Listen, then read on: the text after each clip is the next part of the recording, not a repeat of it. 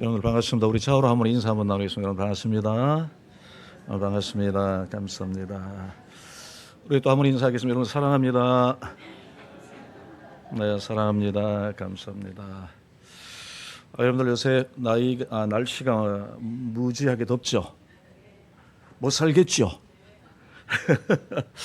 예, 날씨가 너무 더워서 아마 무더위 때문에 하루하루 생활하는 것이 많이 힘들고 어려울 줄로 생각이 됩니다.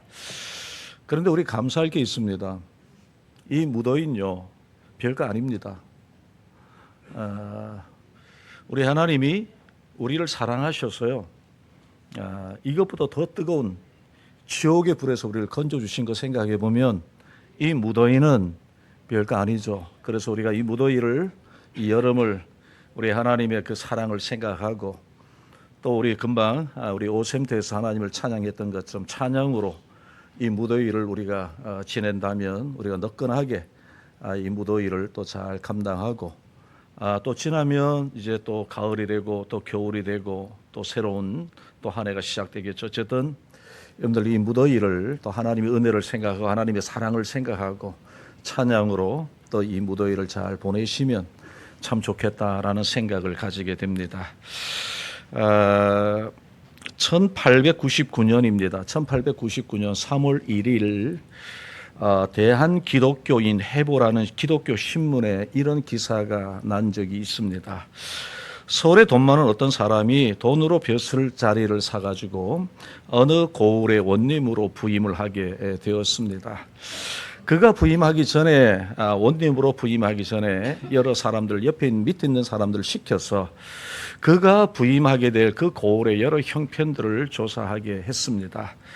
그 고을의 인구수가 얼마가 되는지, 그리고 그 고을의 연령 분포도가 어떻게 되는지, 그리고 그 고을의 재정 자립도가 얼마나 되는지 이것을 조사한 것이 아니라 그곳에 기독교 예수교가 들어왔는지 안 들어왔는지를 사람들을 시켜서 조사하게 했다고 합니다.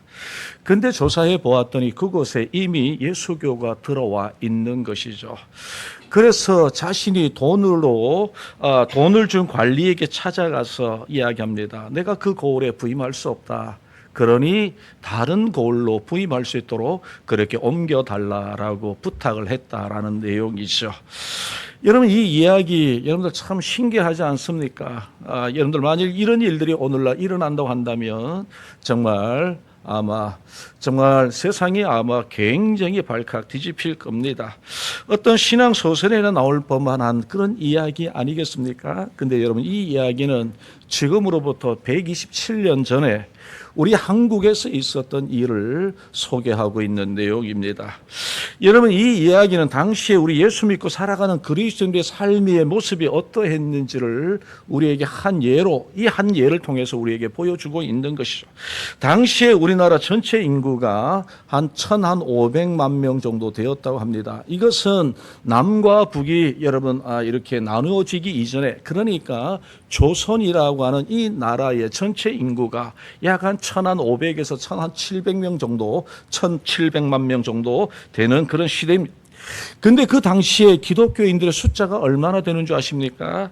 약 10,000명 정도에 해당되는 그런 사람들이 그 땅에서 이 조선이라는 저 작은 나라에서 예수를 믿고 살아가는 그런 시대, 바로 그런 시대였습니다. 여러분 그러니까 인구 1,500명 중에 예수 믿는 사람은 몇 명입니까? 몇 명입니까? 1명. 그러니까 인구 1,500명 중에 예수 믿는 사람은 1명 있을까 말까 하는 그런 시대의 이야기라는 것이죠. 여러분 인구 1,500명 중에 1명 예수 믿는 사람이 있을까 말까 할 그런 정도 시절에 부정부패한 관리가 여러분 예수 믿는 사람들을 두려워해서 그들이 사는 고을로 부임하기를 꺼려했다는 이 이야기, 여러분 이 이야기 어떻게 여러분들 느껴지십니까? 여러분 이거 이거 정말 그런 일이 있을 수 있는가라고 생각하지만, 그러나 여러분, 바로 이 이야기는 바로 우리 믿음의 선배들이 여러분 130년 전에 정말 그리스도인으로서 살아가는 그 시대의 정체성이 어떠했는지를 말씀하고 있는 아주 중요한 대목 중에 하나가 바로 이 사건입니다. 여러분, 현재 우리나라 인구가 얼마인 줄 아십니까? 얼마일까? 여러분들 얼마입니까? 5,161만. 2026년에 아마 추세, 제가 통계청의 추세를 보니까 그렇더라고요. 2026년에 올해의 추세가 5,161만 명 정도 된다라고 그렇게 지금 추산을 하고 있습니다.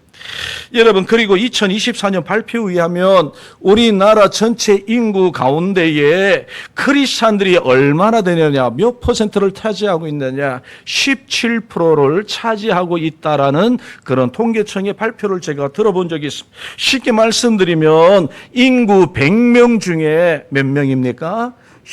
17명이 바로 예수 믿는 그런 시대에 우리가 살아가고 있다는 사실이죠. 여러분, 그래도 한때 우리 기독교 인구가 아마 여러분들 잘 아시겠지만 20%, 25%가 되는 그런 시대도 있었지만, 지금 우리 기독교 인구의 숫자가 점점 감소하고 있고, 올해 지금 2024년이죠. 17%의 기독교 인구가 있다라는 사실입니다. 여러분, 하지만 10년 전이나 20년 전이나 그리고 지금 어떤 부정한 부패한 공무원이 예수 믿는 사람들 때문에 부임하기가 꺼려했다, 부임하기 여러분 힘들어했다, 거부했다는 이야기, 혹시 여러분들 그런 이야기 들어본 적 있습니까? 어떤 사건이 터지려면 거기에 예수 믿는 사람들이 포함되어 있어서 여러분, 예수 그리스도를 욕보이고 있는 일들이 오늘날 세상에 얼마나 많이 일어나고 있습니까?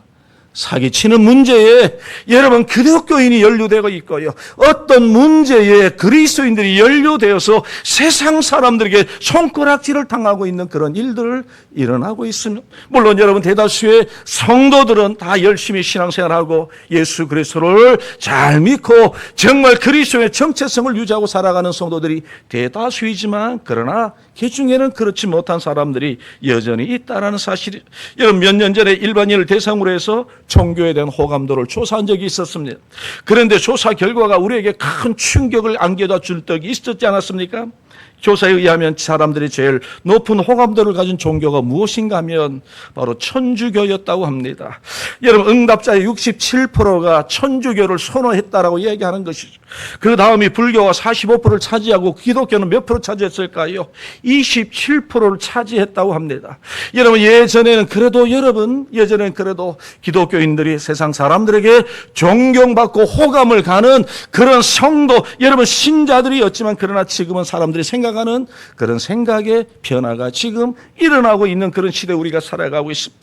여러분, 이렇게 세상 사람들이 교회에 대하여 비판적인 시각을 가지는 이유는 또 다른 한편으로는 그만큼 교회에 대한 기대감이 높다라는 것을 반증해 주는 하나의 이유가 될 수도 있겠지만, 왜 여러분 세상 사람들이 여러분 기독교에 대해서 이처럼 호감을 갖지 못하는 이유가 무엇일까요?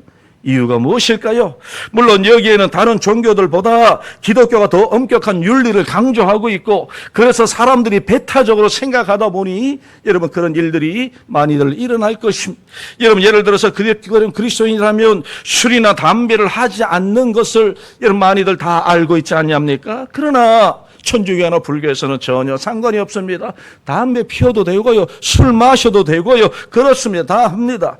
여러분, 우리나라에서 정말 우리나라 한국 사람들이 참으로 중요한 문제, 우리 기독교뿐만 아니라 정말 우리 유교 문화에 살던 이 한국의 사회에서 제사 문제를 우리가 생각해 보더라도, 여러분 제사는 조상 숭배이기 때문에 하나님의 그 10계명 가운데 1계명을 범하는 그런 우상 숭배가 되는 것이죠.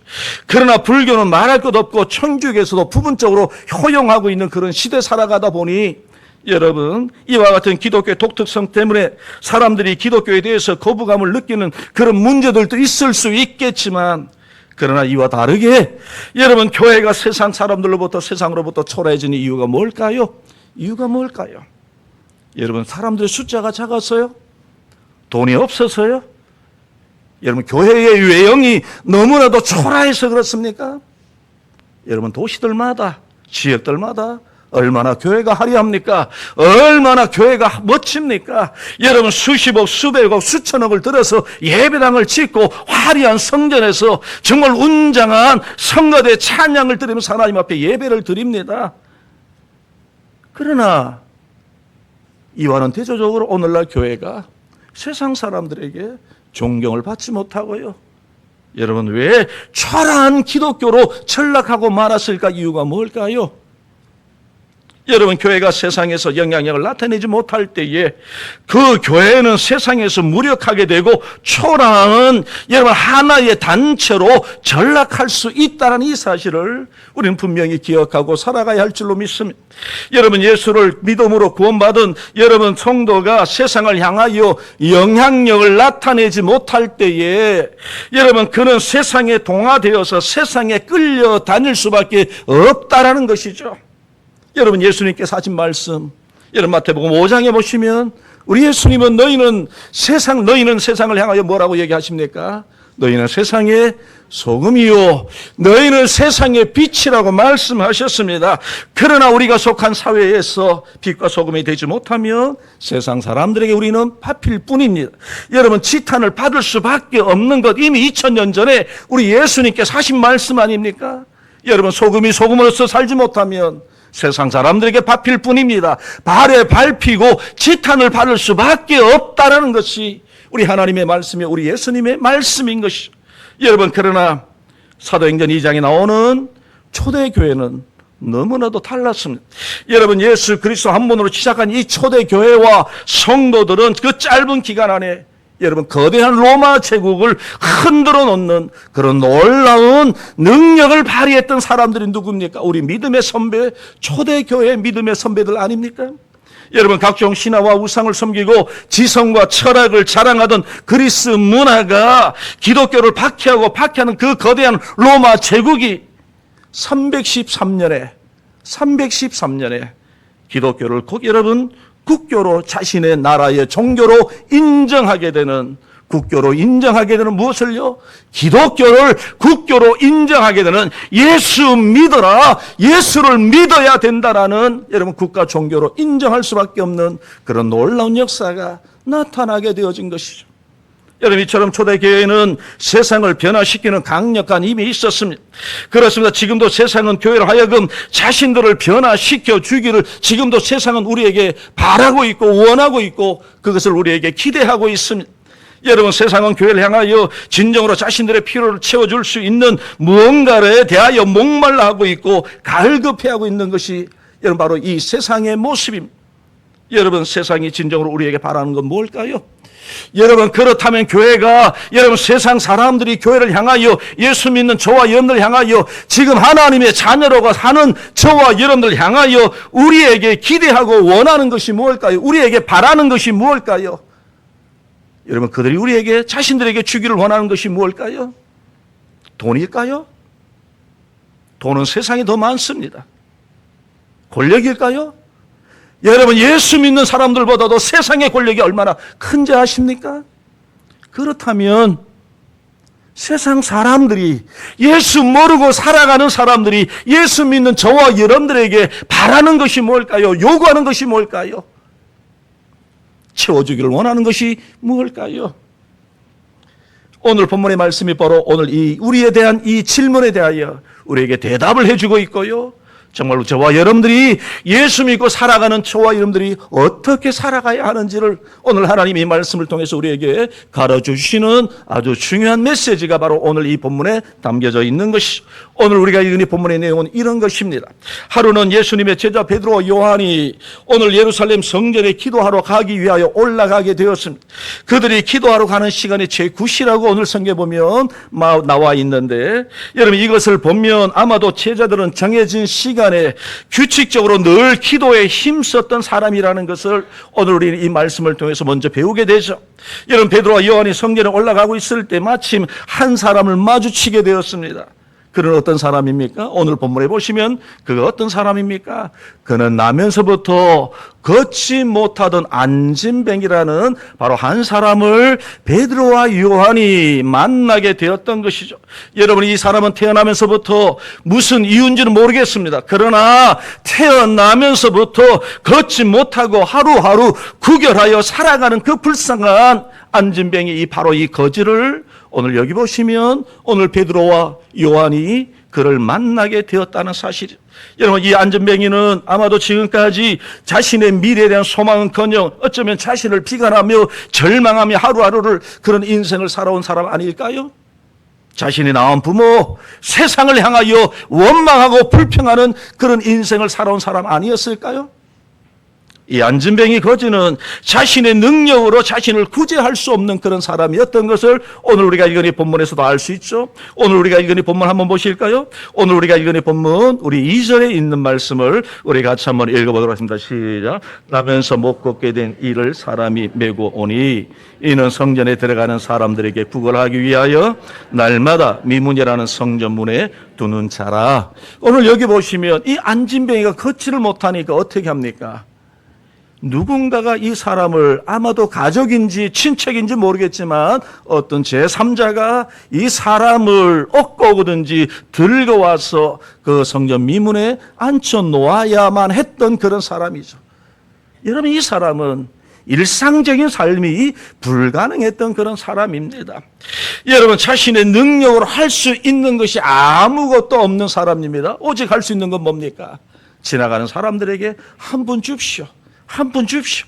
여러분, 이거 구직을 하는 거 외에 이 사람이 할 수 있는 일이라고는 아무것도 없었던 것이죠.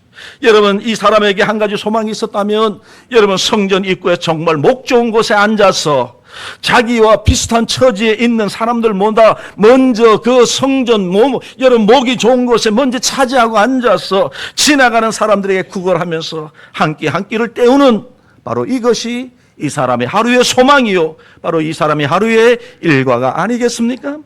그런데 여러분, 그를 더 안타까운 것이 있다고 한다면, 여러분, 오늘 이 사람이 앉아 있는 곳이 어딘가라는 사실입니다. 여러분, 이 사람은 어디에 앉아서 구걸하고 있습니까? 성전, 예루살렘 성전으로 들어가는 미분에 앉아서 바로 인생을 보내고 있는 그런 사람. 여러분, 성전에는 미문으로, 여러분, 성으로, 여러분, 예루살렘은 성으로 들어가는 여러 가지 문이 있죠. 여러분들 아시겠죠?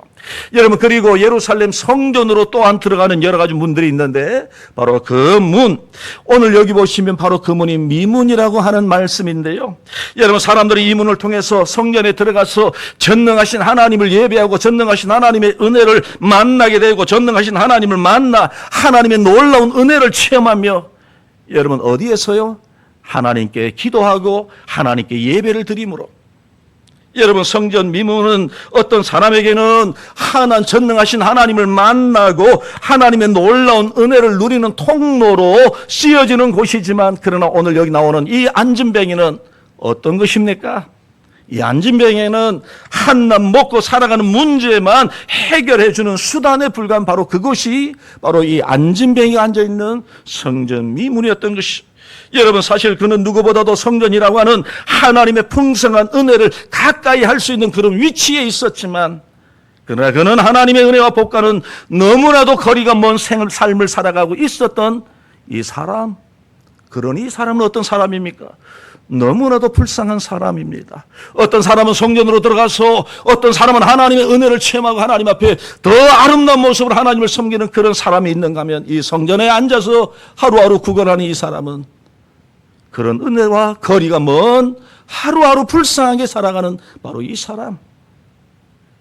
여러분, 오늘 본문에 나온 이 안진뱅이는 그날에도 역시 성전 미문에 앉아서 들어가는 사람들 향하여 구걸하고 있었습니다.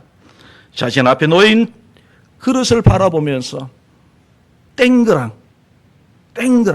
여러분, 무슨 뜻인지 아시죠? 여러분, 그 땡그랑 소리를 들으면서 오늘 땡그랑 소리가 몇 번인지, 그 땡그랑 소리에 따라서 이 사람은 여러분 시비가 엇갈리지 않았겠습니까? 땡그랑 소리가 많으면 오늘 집에 가서 가족들과 함께 오늘 좀 잘 먹고 살겠구나라고 생각할 것이고, 땡그랑 소리가 작으면 어떨까요? 아이고, 오늘 또 굶겠구나. 오늘 내 사랑하는 가족들 어떻게 하지? 여러분, 이 안진뱅이가 구걸하고 있을 때 그의 눈에 성전으로 들어가기 위하여 자기 앞으로 다가오는 두 사람을 그가 보게 되었습니다. 여러분, 이 안진뱅이 거지는 그들을 향하여 외칩니다. 뭐라고 외쳤을까요? 뭐라고 외쳤을까요? 한 푼 줍시오. 한 푼 줍시오. 좀 도와주세요. 좀 도와주세요. 조금이라도 한 번 도와주세요. 내 형편 봐서라도 좀 도와주세요. 내가 지금 이렇게 당신들이 보기에도 내가 못 걷는 사람 아닙니까? 좀 도와주세요. 여러분, 이 안진뱅이가 도와달라고 한 사람들은 누군가요? 우리가 잘 알고 있는 예수님의 제자 베드로와 요한입니다. 여러분, 베드로와 요한 역시 성전의 미문에 앉아서 자신들에게 구걸하는 이 안진뱅이를 발견하게 되었습니다. 이 안진뱅이는 이미 세상에서 어떤 소망도 찾아볼 수 없는 소망의 모든 것을 다 잃어버린 채 지나가는 사람들에게 자신이 던져주는 그냥 돈전 한 푼 그거 빵 조각을 의지하여 하루하루를 그렇게 살아가는 불쌍한 초라한 한 인생이었던 것이죠. 그때 여러분, 베드로와 요한이 이 사람을 향하여 외칩니다. 뭐라고 외칩니까? 우리를 주목해서 보라. 우리를 주목해서 보라. 주목해서 우리를 보라는 것이죠. 여러분, 왜 주목해서 보라고 했을까요? 왜 주목해서 보라고 했을까요? 여러분, 한번 생각해 보십시오. 이 안진뱅이의 마음은 오로지 어디에 있었겠습니까? 한두 푼의 여러분 동전에 있었을 것입니다. 그리고 자신 앞을 지나가는 모든 사람에게 자신의 시선이 다 쏠려 있었을 것입니다. 베드로는 이렇게 복잡한 생각을 가지고 있는 이 안진뱅이의 시선을 자신들에게 집중하기를 원했던 것이죠. 주목. 자, 여기를 보세요. 내 말을 들으세요. 혹시 여러분들 주무시는 분 계십니까? 졸고 계시는 분이 있습니까? 오늘은 좀 없는 것 같네요. 네. 여러분, 주무시는 분에게, 좋으시는 분에게 뭐라고 얘기합니까? 주목하면 뭐 합니까? 어디에 집중합니까? 저를 향해서 집중하지 않겠습니까? 졸던 사람들도 정신을 벌쩍 차리고, 아이고, 목사님이 주목이라고 얘기를 하네. 이 주목이 아니고요. 네. 시선을 거기에 모으라는 것이죠. 생각을 거기에 맞추라는 것이죠. 지금 베드로와 요한이 이 안진뱅이를 향하여 자신을 향하여 주목하여 보라라고 하는 이유는 뭐냐면 너의 관심을 지금 어디에 보라는 겁니까? 지금 나에게 맞추라는 것이죠. 나에게 맞추라는 것입니다. 이 안진뱅이는 주목하여 보라는 이 베드로의 말에 오늘 본문 5절에 보시면 뭐라고 얘기하는지 오늘 우리가 이 본문 5절의 말씀을 같이 한번 읽어보실까요? 5절에 있는 말씀 우리 같이 한번 크게 한번 읽어보도록 하겠습니다. 시작. 아멘. 여러분, 여기 보시면 그가 그들에게 무엇을 얻을까 하여 바라보았다라고 얘기합니다. 그가 누굽니까? 안진뱅이가 그들에게 무엇입니까? 그들이 누굽니까? 베드로와 요한이죠. 그러니까 이 안진뱅이가 베드로와 요한에게 주목하여 보라고 하는 그 베드로와 요한을 향하여 뭔가 자신이 얻을까 있는가, 돈 한 푼을 받을 수 있을까, 얻을 수 있을까 하여 그를 쳐다보았다라고 하는 그런 이야기입니다. 무엇을 얻을까 하고. 여러분, 그렇다면 이 안진뱅이가 무엇을 얻을까 했을까요? 무엇을 얻을까 했을까요? 당연히 돈입니다. 돈입니다. 여러분, 그래야 그것으로 입에 풀칠하고 살지 않겠습니까? 여러분, 돈이 있어야 살지 않겠습니까? 사실 돈이 있어야 살 수 있잖아요. 먹는 것도 사고요, 옷도 사고요, 집도 사고요. 그렇지 않습니까? 이것은 오늘 이 본문에 나오는 이 안진뱅이뿐만 아니라 세상의 모든 사람들이 바라는 것입니다. 여러분, 소망하는 것입니다. 그래서 이 땅의 모든 사람들이 뭐 얘기합니까? 돈 하며 살죠. 우리 따라해 보실까요? 돈. 우리 같이 해보겠습니다. 돈. 좋아하시잖아요. 여러분, 돈 안 좋으세요? 좋죠. 돈 좋아요. 돈은 나쁜 게 아닙니다. 여러분, 그러나 돈 하다가 돌아가시는 분들이 얼마나 많은 줄 아십니까? 여러분, 이 안진뱅이가 기대한 것은 무엇입니까? 바랐던 것이 무엇입니까? 한 푼의 돈입니다. 그런데 돈을 기대했던 이 안진뱅이에게 들려오는 이야기는 자신이 생각했던 그런 이야기가 아니었습니다. 여러분, 돈을 기대했던 이 안진뱅이에게 들려온 이야기는 무엇입니까? 오늘 우리가 읽은 이 본문 6절에 있는 말씀을 우리 다시 한번 읽어보도록 하겠습니다. 시작. 베드로가 이르되 은과 금은 내게 없거니와 내게 있는 이것을 내게 주노니 나사렛 예수 그리스도의 이름으로 일어나 걸으라 하고. 아멘. 여러분, 지금 이 본문 6절 앞부분에 보시면 베드로가 이르되, 베드로가 이야기합니다. 뭐라고 얘기합니까? 은과 금은 나에게 없다. 은과 금은 나에게 없다.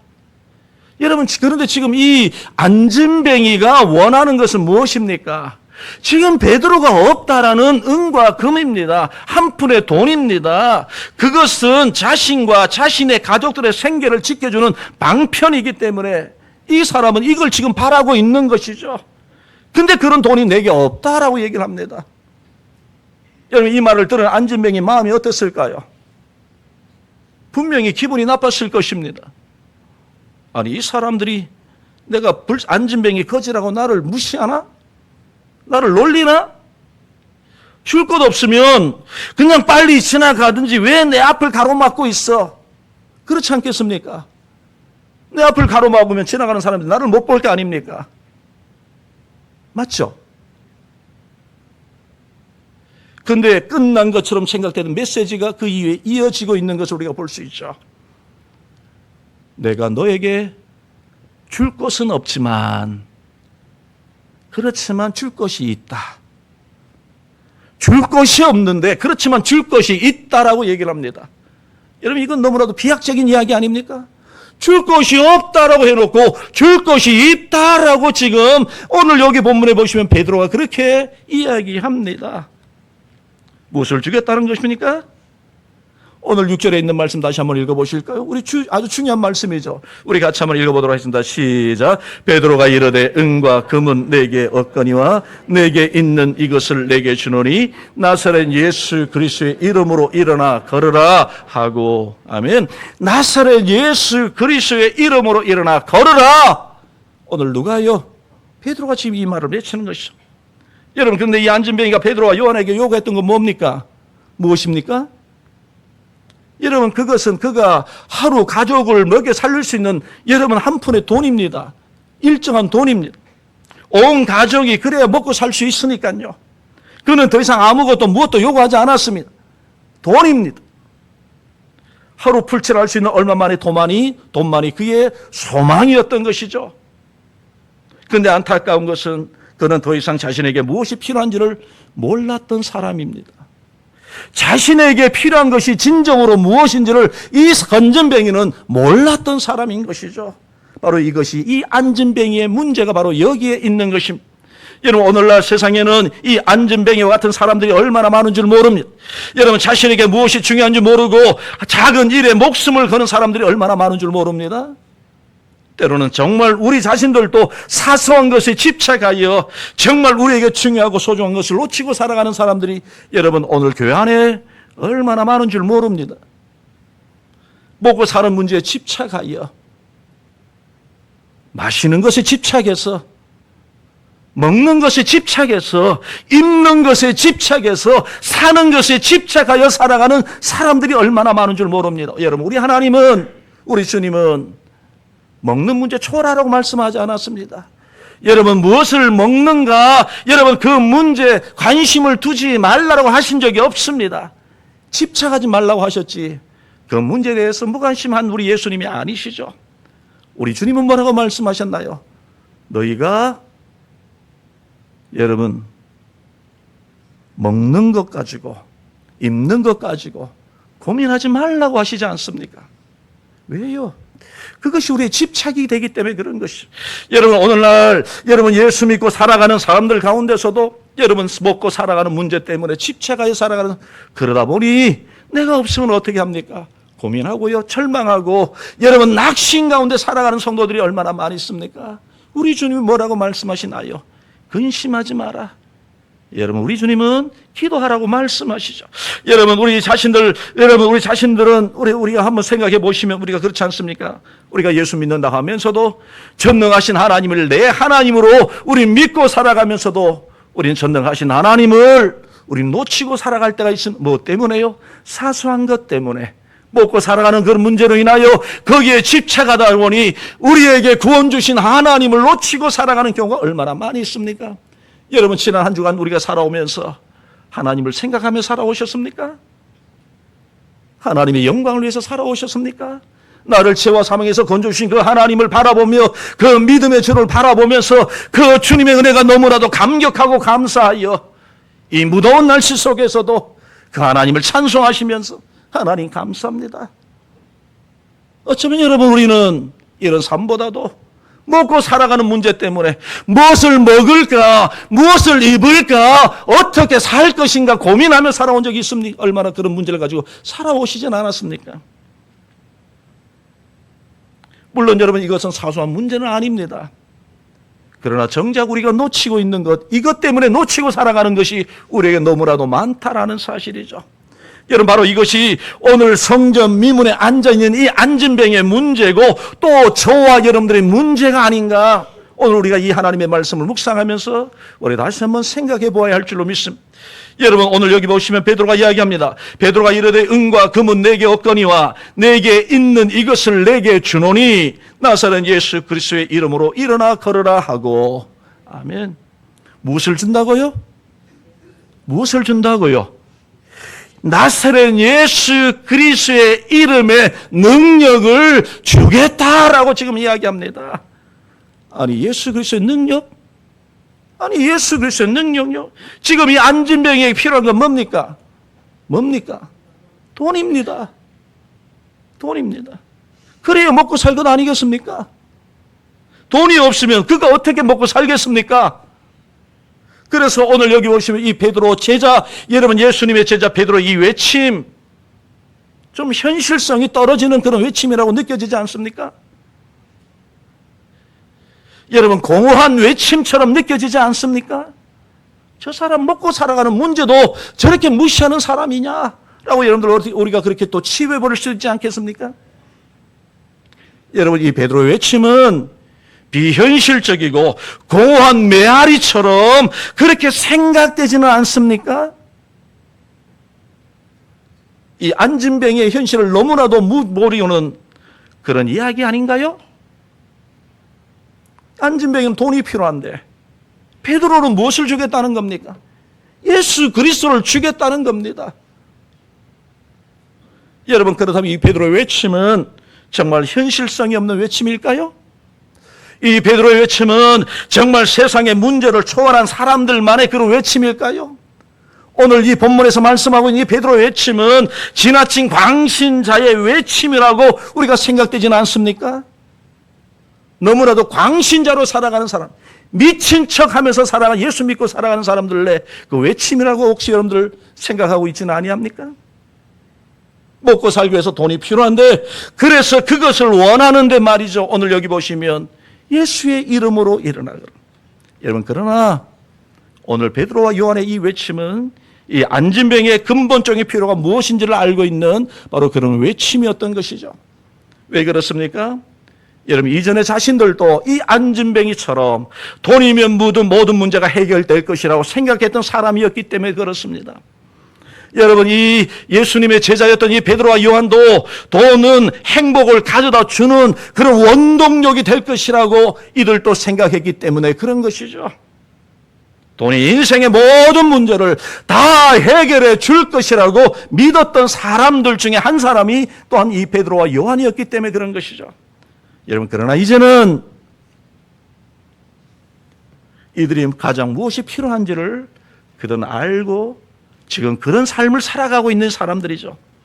왜냐하면 이미 자신들은 그것을 소유하고 있는 사람들이었기 때문에, 이미 또한 이것은 얼마나 자신들에게 있어서 소중하고 귀한지를 그들은 알고 있는 그런 사람들이었기 때문에 이 가난한 사람에게, 이 불쌍한 사람에게, 안진뱅이에게 날마다 성전 미문에 앉아서 구걸하는 이 불쌍한 거지를 향하여 자신들이 가지고 있었던 무언가를 주고 싶었던 것이죠. 여러분, 그렇다면 베드로와 요한이 안전병에게 주기를 원했던 것이 무엇입니까? 오늘 본문에 보시면 바로 무엇입니까? 예수 그리스도이십니다. 예수 그리스도. 여러분, 전능하신 하나님의 아들이신 예수 그리스도, 죄와 사망에서 승리하시는 예수 그리스도를 바로 이 안전뱅이에게 전해주고 싶었던 것이죠. 여러분, 베드로와 요한은 이 안전병에 필요한 것은 한두 푼의 돈이 아니라는 것을 그는 분명히 알고 있었던 것이죠.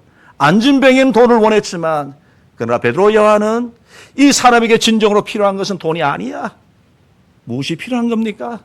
예수 그리스도의 능력입니다. 여러분, 이 안전뱅이가 오직 예수 그리스도의 능력으로 일어나 걷는 것, 이것이 바로 이 사람에게 가장 절실하게 필요한 문제였던 것을 바로 이 베드로는 알고 있었기 때문에 지금 무엇을 외치는가요? 나사렛 예수 그리스도의 이름으로 일어나 뭐 하라고요? 걸어라. 걸으면 됩니다. 그렇지 않습니까? 걷지 못하여 지금 안진뱅이가 되어서 구걸하고 있는 사람이 일어나 걷게 되면 문제가 해결되지 않습니까? 그런데 그 능력이 어디에 있어요? 예수 그리스도에게서. 예수 그리스도에게서. 그래야 되면 더 이상 그런 구절하지 않아도 됩니다. 더 이상 남들에게 여러분 싫은 소리 하지 않아도 됩니다. 사람들에게 여러분 뭡니까? 여러분 미움받지 않아도 됩니다. 그러므로 여러분 베드로의 외침은 현실성이 떨어지는 외침이 아니라 사실 가장 현실적인 외침이요, 이 안진뱅이에서 가장 근본적인 문제를 위한 필요한 하나님의 말씀이었다는 사실을 오늘 이 말씀을 통해서 우리가 분명히 깨달아야 할 줄로 믿습니다. 그런데 여러분 놀랍게도 이 베드로의 외침에 베드로의 이 외침처럼 예수님의 능력이 그에게 임하시니, 안진뱅이에게 임하시니 그 사람의 발목과 다리에 힘이 들어가고 그가 어떻게 되었다고 말씀합니까? 걷기도 하고요, 뛰기도 하고 그렇게 할 수 있게 되어진 것이죠. 여러분, 오늘 우리가 읽은 본문 우리 7절 8절에 있는 말씀을 우리 같이 한번 읽어보실까요? 7절 8절 우리 같이 한번 읽어보도록 하겠습니다. 시작.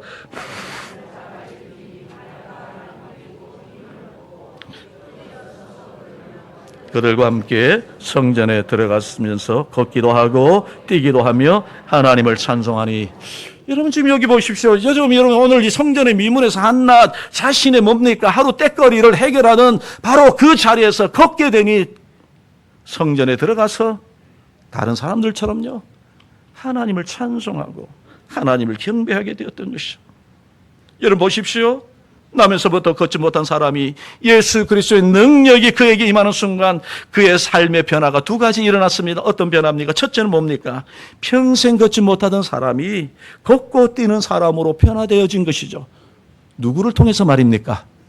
예수 그리스도의 능력이 그에게 임하시니. 또한 무엇입니까? 여러분, 세상을 불평하고 괴롭게 살아가는 그 인생이 무엇으로요? 오늘 본문에 보시면 하나님을 찬송하는 사람으로 변화되게 되어진 것이죠. 여러분 평생 걷지 못하고 구걸하여 살아온 사람의 삶이 행복할까요? 아닐 겁니다. 여러분 사람들의 비웃음과 모욕을 참으면서 아픔 속에서 살아올 수밖에 없는 그의 인생이었던 것이죠. 또한 매일 사람들에게 무엇을 얻을까 하여 살아왔기 때문에 그의 입에서는 어떤 얘기만 나옵니까? 한 푼 줍시오. 한 푼 줍시오. 구걸하는 소리만 나오는 것이죠.